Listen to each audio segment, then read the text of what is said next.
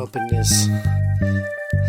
It's time to get some reasonably priced games.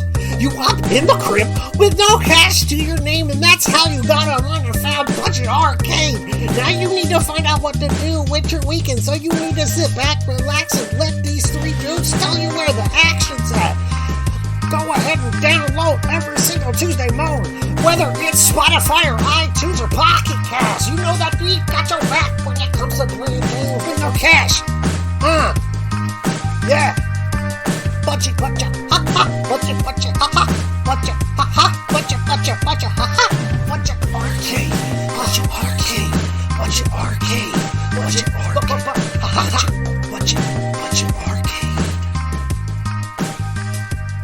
Hello and welcome to Budget Arcade, a free-to-play gaming podcast to help you navigate through the growing realm of free-to-play games. My name is Jeff. Oh, sorry, I'm still feeling that beat from that song. My name's Elliot. That's clearly how I listen to music. Yes, clearly. And we're a podcast that every 2 weeks reviews a free-to-play game. And then on these off weeks, Elliot and I just kind of talk about games and sales and what we're playing. And Elliot, you have something that's coming up at the end of the show if you want to prep people's ears for that. Yeah, so I don't remember what episode number you guys played Path of Exile, but it was one of the first 10 episodes because I didn't come on until episode 11, so I know it was one of the first 10. And I think, and correct me if I'm wrong, but the feedback that we kind of got on that was that we didn't really give it a fair shake. Mm-hmm. I have a good friend of mine, very good friend of mine, Brody. He has played for over 600 hours.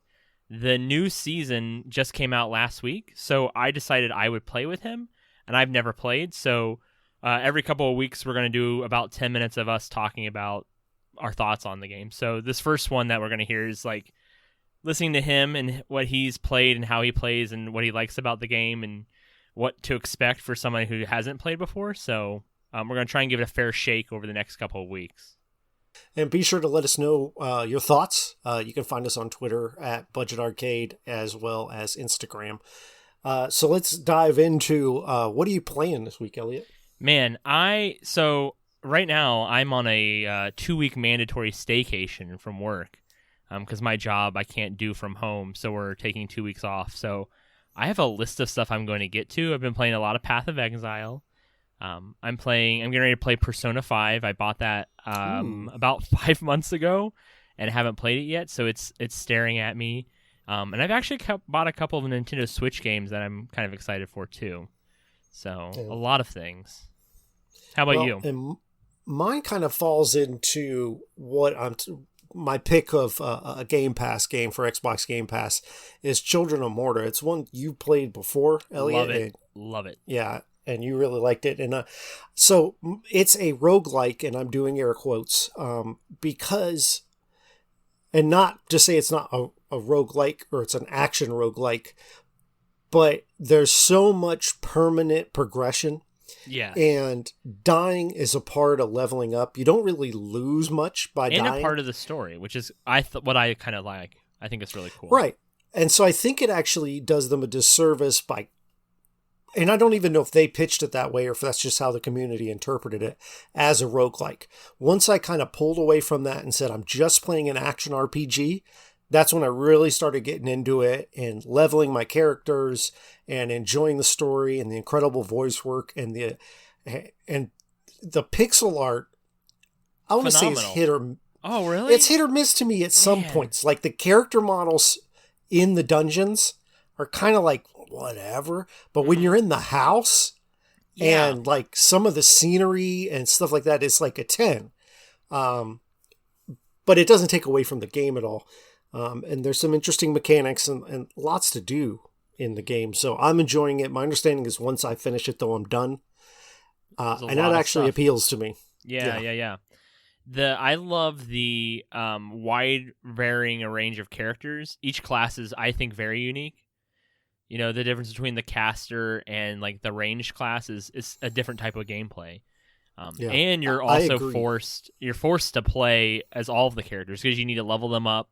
Because even leveling them up gives you bonuses to the other characters, so you can't just focus on one specific character. And there's a mechanic to keep you from continuing to repeat playing the same player over and over, which at first I'm like, what is this? But now I understand what they were going for. And it really does help the game, though, because you get bored. The individual mechanics on each of the characters, while they're unique, they aren't vast. Right. So you get bored with one character over and over and over and over again. So actually having that variance really helps. Yeah, I think it's really cool. There was another thought about it that I had. Oh, there's couch co-op, which I haven't done yet. It's one of those games that I really want to play, but there's supposed to be multiplayer online co-op coming soon. So that's another thing to kind of look forward to as well. I think that would be cool to play with a friend. Yeah, absolutely. I do recommend it. It is on Game Pass, and it's been on sale a number of times on Switch. I think it's on sale for 30. I think it's 33% off right now on Switch. Okay. Yeah, I think you're right. Definitely check that out. I think it's worth a full price, to be honest. I don't regret paying $20 or $22 for it when it came out originally on Switch. And there's I have not noticed any problem playing it on Switch. I think the frame rate's been fantastic on it. Mm-hmm. Even in docked mode or handheld, so. Yeah, I've been playing on Xbox, so obviously no problems there.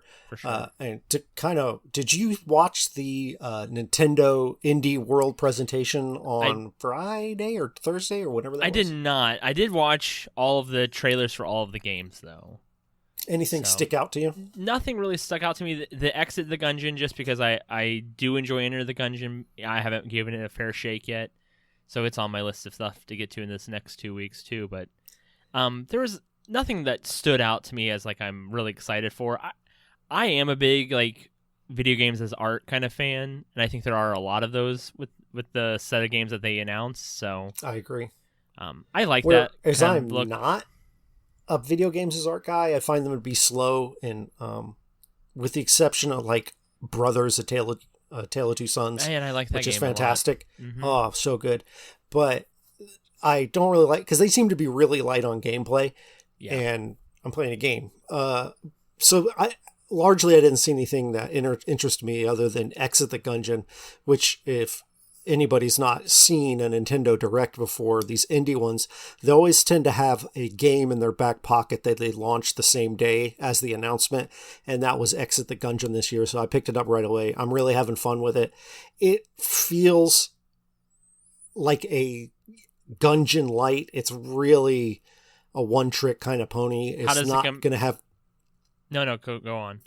It's not going to have the depth that you would expect from... Teddy, when he saw it, he came in the room, Exit the Gungeon? Is that a sequel? I said, no, but it's more of a spin-off because it's just kind of... It feels like an extra mode. I was going to ask how you felt it compares to Enter. It's got the aesthetic, it's got the music, it's got the weapons, and the gameplay is fun, but it's short burst arcadey fun. Okay. Whereas I would spend and waste afternoons playing Enter the Gungeon. This that's on my list. Just doesn't hold the attention as much. Definitely on my list. All right. Well, my item this week that I was going to pick, Square Enix is having a huge sale on just about all of their games. On the eShop, on the Nintendo eShop. Some of them are up to 80% off. So Final Fantasy 7, 9, 10, 10-2, 12, they're all 50% off. Now, have you played any of the PlayStation ones? I've played almost all of the PlayStation ones. Not when they were on PlayStation. So when I look at a lot of these re-releases, they're cleaned up, and I actually don't like that. I sort of like the grainy grittiness of a port, So I picked up Final Fantasy 12, the Zodiac Age, in December. That's a full remake, though, isn't it? And it's almost a full remaster, and I think it's really good. I really like it, actually. Yeah. So I was thinking more so I've played 7. Okay. And I was kind of looking at it again. But it actually looks like the graphics are too cleaned up for me. Okay. So one of the things is like on the older TVs we used to play games on, they would hide a lot of imperfections. Yes. And with this game just so cleaned up, I guess it just looks sanitized is what I want to say. No, you're right. It's almost like there's a weird Instagram filter over those games in an aspect. And that's what's kept me from buying them. Like they have them on mobile, not specifically these, but like the 2D ones, like Final Fantasy VI. And the text isn't in pixel art. And I hate that. Like, I don't want that. I don't want HD text on a pixel art game. It's a pet peeve of mine. Fantastic game called Celeste. I don't know if you played it. Yeah.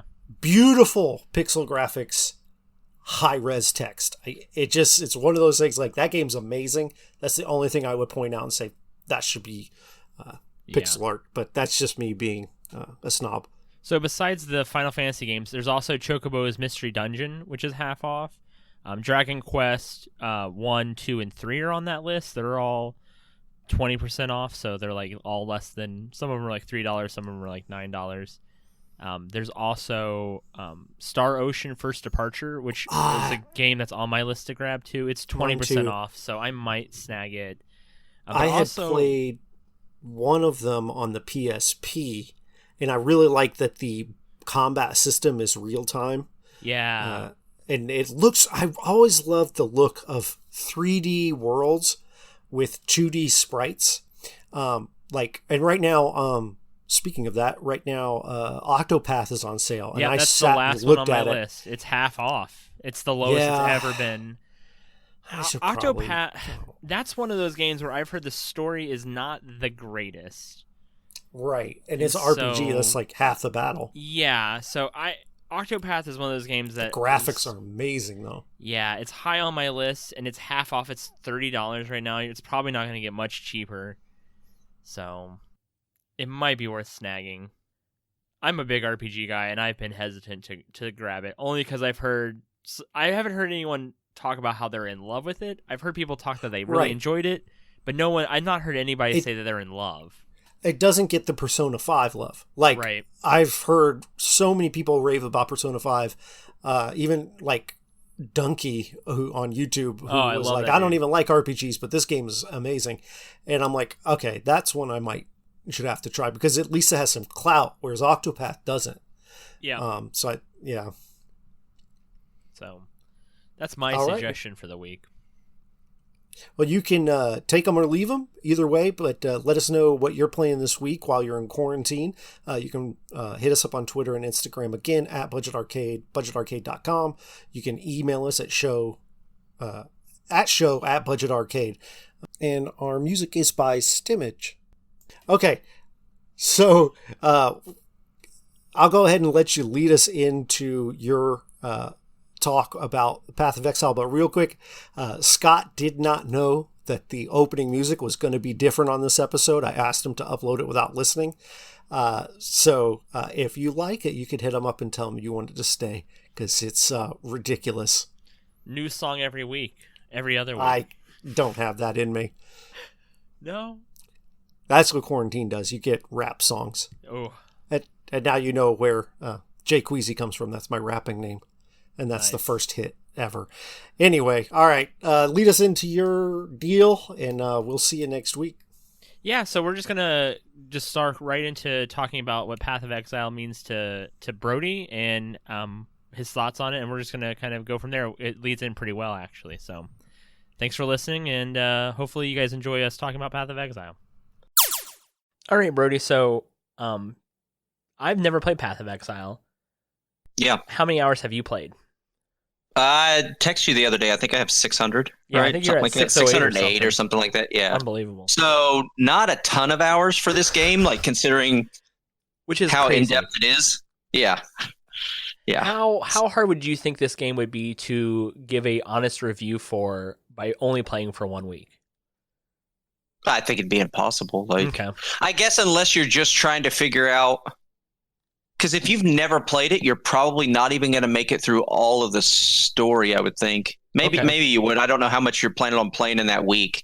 If you played 2 or 3 hours a night, you could get through it probably. So pretty hard to give it a fair shake with only a week of playing, right? Yeah, definitely. Okay. I would say definitely. Do you know how many seasons they've had of Path of Exile by any chance? Honestly, I do not know. Okay. A lot though, right? I mean, yeah. more than Diablo 3. Yeah, I've only played it for, I think, a little over a year, like maybe like a year and a half, and I think there's already been 6 seasons or So 5 seasons are pretty something short like that. then, right? They're right at 3 months. Okay. And then they have a new one come out with 3 months, and like I said, so that's 4 times a year that they update a free game to get new mechanics and stuff to keep you interested. Right. Do you have a season that you find to be like your favorite, or like one that you found to be like just terrible? Yeah, no, I mean my favorite was the first one that I ever played, which was Delve, which was kind of like you kind of like try and go further and further down into the ground, and you get more loot the further down you go. My least favorite was Synthesis. I didn't like the league mechanic. It was just odd to me, and I also was still really bad at understanding the mechanics of the game and builds, which is why I just struggled in that league. It was hard for me. I couldn't clear the maps efficiently, and I couldn't take full advantage of the mechanic for that league. Okay, so when you were playing, out of these 608 hours, are you playing a lot of solo play? Do you play with a friend? Yeah, I've never played in a group with other people, so I've only ever played by myself. Like I've done trading and stuff with people, and you by yourself, more or less. Yeah, because this is a game that, like I said, this is a game that I'll play for like 20 or 30 minutes, and then just leave and go do some other stuff, and then come back and play for 20 or 30 minutes, and not really worry about anything like that. That's what I like about it, is that like if I just want to run 4 or 5 maps real quick, I run those 4 or 5 maps. I'm done. I can go do what I want to do. It's not like League of Legends or something where you get trapped in a game and you can't just be like, oh, I'm done with this for now. Which I think was my downfall with League, is you're just trapped, and it forced me to Yeah, it makes sense. Yeah. So I mean, I compare this to Diablo 3, and I think a lot of people who are unfamiliar with this game probably do. Yeah. How fair of an assessment is that? I mean, as far as it being the same genre and everything like that, but this game is much more in depth than Diablo. Like Diablo would be, how would I explain that? What would be a good analogy for that? Yeah, Diablo's is checkers and PoE is chess. Really? And because I would say because Diablo kind of somewhat has crafting, not really. Yeah. Where you can just add like one stat. PoE, like that's a side of it that I've never even messed with. But you could literally spend thousands of hours on that and figure out like how to make the best possible gear and like min-max to infinity almost. Like the game is super in depth. There's people like Mathil and some of the other streamers that it's just like, it's amazing because I'm like, one, I don't have the time to make all the currency that they make, so it's not efficient for me to craft. But two, it's just amazing to see like how in depth this game is, because I've played it, like I said, I've played for 600 hours and it doesn't even, it's like there's stuff that I haven't even done in the game. That's crazy to me. That's the more if you play Diablo for 600 hours, you've more than seen everything in that game. Sure. Oh, no doubt. Right. Yeah. Yeah. No, I mean, the more you've talked to me about it the past week, the more excited I am. I have really tried to limit how much I've watched because I kind of want to go into it fresh for a little bit before I start looking up a bunch of stuff. So, right. So when we're talking about a game like this massive, what are some misconceptions that people like me would have about it? I guess that it's too hard to pick up, I would say, would be one thing. That's what I'm afraid of. Right. Yep. So, I mean, that's like if you're given the task of eating a whole cow, how do you do it? One bite at a time. Yeah. There's no good way to just jump in and be like, oh, it's going to be easy now because I did it this way. Okay. You just got to jump in, play the game. You're going to make a bunch of mistakes and you'll learn from them. So it's, I think that's a fair thing to say, but also like, as far as like gameplay and everything. So the way a lot of these games have been in the past is like, if stuff drops, you pick it up. Right. Right. So you need to make use of. Exactly. So you should be picking everything up because you might miss something worth worth something is kind of the idea that you have with these dungeon crawler games. For sure. So that's not true at all in this game. Like in the beginning, like whenever you're first starting in it, you might want to pick up some stuff as long as you know like maybe what socket colors or something like that you need. Okay. But you need to have a good loot filter that gets rid of all the stuff that you're not going to pick up. And it should only show stuff that you're going to pick up so that it's not just like clutter all over your screen. A lot of times wasted on having to identify and vendor items that have a small chance of being good. The game is literally just about percentages of like running through maps. The better you are at clearing the content, the better chance you have of getting currency and good items. So it's about volume. It's not really about luck like everybody thinks. Like, I clicked this chest and I finally got something good. It's like, yeah, but you clicked 300 other chests. That's a complete and utter waste of time that you didn't get anything out of. Okay. So that's interesting. And also, I would say in the beginning when leveling, especially this type of game, you want to kill everything on the screen, and that slows you down too. This game is like, as long as you're within a couple of levels of the zone you're in, you're fine. So like if you're 2 levels under the zone you're in, you're fine. You just have to like find that fine point of like, I don't want to be 3 levels below, but 2 levels or even with the zone that I'm in is fine. So, okay. And then I think the other thing that people have the misconception about, which I kind of touched on earlier, is like that the skill tree is too big and confusing. At the point where you have hours in the game, you'll begin to understand how the tree works and that it's very common routes you can follow to get things that are good for builds. For example, if you're in need of life type, you would just type in the bottom search bar or the top search bar. Sorry, it's up at the top. Okay. You just type life in that bar, and then it literally lights up. It makes all the other ones dark on the screen, and it lights up any of the ones that are life. So if you're like, I'm low on life, I need that, you could just find it close on a route where you already are on the tree and figure out like a route to get there. So, and I think like a lot of people probably don't understand in the beginning that they're supposed to have path of building and find a build that's known to work. Don't try and make up a build your very first time playing this game, or you are not going to have a good time. I think that's definitely a thing that I want to talk about in a week or two once I'm a little more established. That's the thing I'd really want to discuss. My last question, because I'm going to try and keep this under 10 minutes so we can tack it on to a budget arcade. What do you like about this game so much? What draws you to this game every season? So, one, Grinding Gears Games, the maker of this game, they're a fantastic company. Like, for one, they offer a free game. You don't have to pay any money. I've given them money just because it's more than worth it. I played this game for 600 hours. Like, of course, I'll put a little bit of money in just because I think that they deserve it. They like. Right now, as a league launch, you'll see it, like, especially if you're a part of the Reddit or whatever, people will report bugs and stuff like that. Okay. And literally, like, the next week or within the next couple of days, you'll see that they add a hotfix and they fix that stuff. If there's something with the league mechanic that people don't like last season, it was Metamorph League. So you would kill special monsters throughout the map, and they would drop different organs. In the beginning of the league, you had to individually click on those, but every time you wanted to pick them up, like you had to pick them up because they're part of the league mechanic. Okay. But you would have to click on them, which means it just takes so much longer if you got to do that for, it's like 20 or 25 times per map, right? Okay. You should be running a map in under 5 or 6 minutes probably. Okay. So if you have to do that, it just adds time to it. So I think it was within 2 or 3 weeks, they hotfixed it where, those are auto pickup as soon as they drop. They instantly go into your inventory.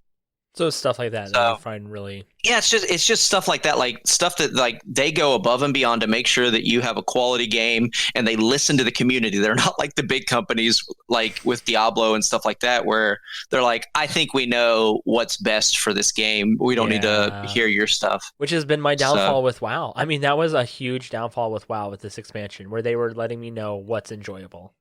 Yeah. Yeah, thanks. Yeah. I'm glad you told me, because I didn't know all these years. Right.